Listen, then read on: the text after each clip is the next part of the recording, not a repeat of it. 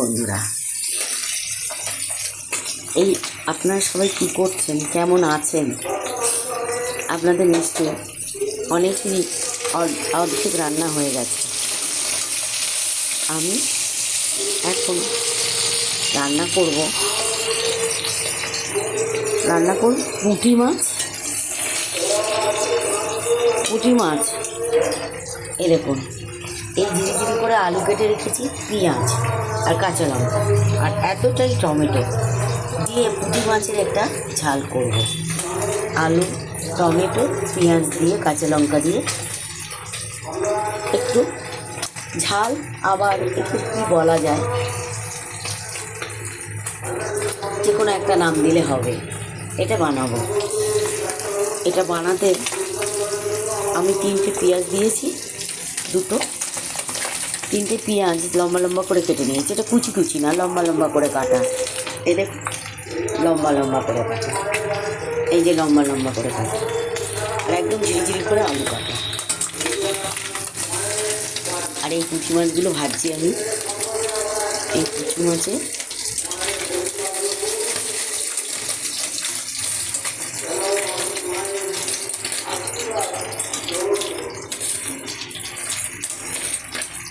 পুঁটি মাছ কাটার ভয়ে আনতেই বারণ করা হয়,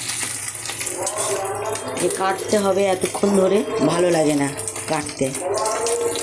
পুঁটি মাছগুলো আজকে নিয়ে এসছে, খুব সুন্দর, মানে বিশাল বড় বড় না, কিন্তু একদম টাটকা, যা কাটতে একটুও কষ্ট হয়নি।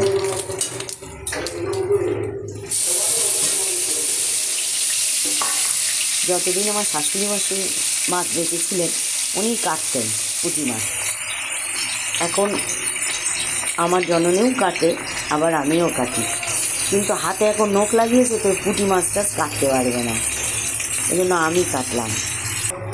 এই পুঁটি মাছগুলো তুলে নিচ্ছি। শুধু কড়াতে দিয়ে দিলাম কালো জিরে। কালো জিরে দিলে দারুণ খেতে হবে। কালো জিরেটা একটু নাড়িয়ে নিলাম, দিয়ে দিলাম আলু।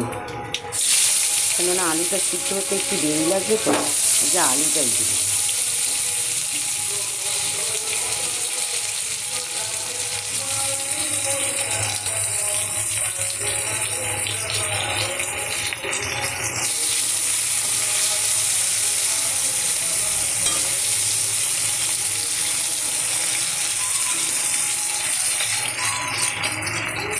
আমার ছোট জননী বাড়ি নেই, ফিরুনি গেছে, আর বড় জননী একটু ডিমের কারি হবে, তার জন্য মশলা বানাচ্ছে, এই যে কাটাকুটি করছে।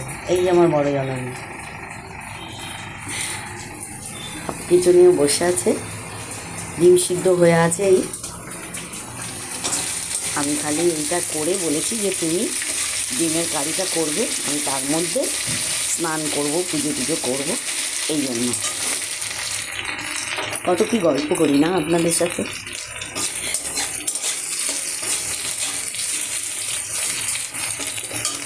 সত্যি বলছি, আপনাদের খুব মিস করি।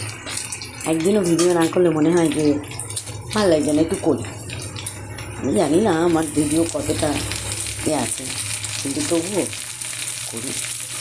এই হবে আস্তে আস্তে, আপনারা যদি সাথে থাকেন তাহলে সবই হবে, তাই তো না? কি বলছেন? এটাই ঠিক কথা তো।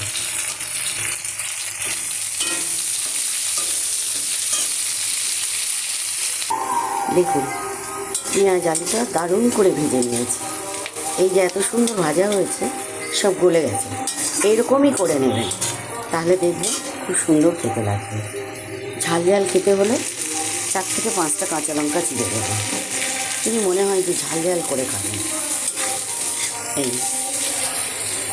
এই আমি কাঁচা লঙ্কাগুলো দিয়ে দিলাম, আর দিয়ে দিলাম টমেটো। দেখুন আমি কতটা দিয়েছি, 4খানা টমেটো দিয়েছি, 4টে টমেটো দিয়েছি, 3খানা পেঁয়াজ, আর ছোটো সাইজের 2টো আলু দিয়েছি।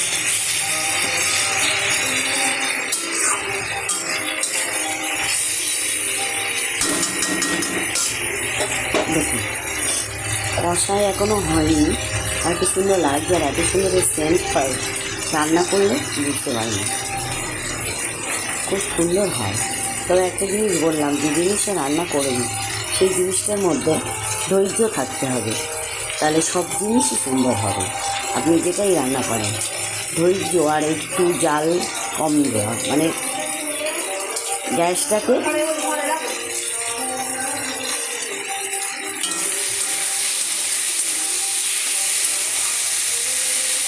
কিছুতেই যেন ধরা না যায়, যে পুড়ে না যায়, একটু জালটা করে করবেন, কমিয়ে কমিয়ে সব কিছু দেখতে সুন্দর থাকবে আর তাহলে খেতেও সুন্দর হবে।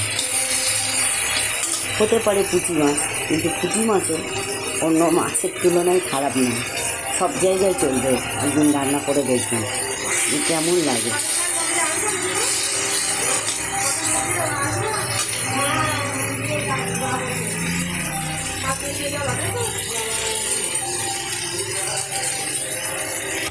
হ্যালো বন্ধুরা, দেখুন হয়ে গেছে ঝাল, কেমন হয়েছে দেখে বলবেন।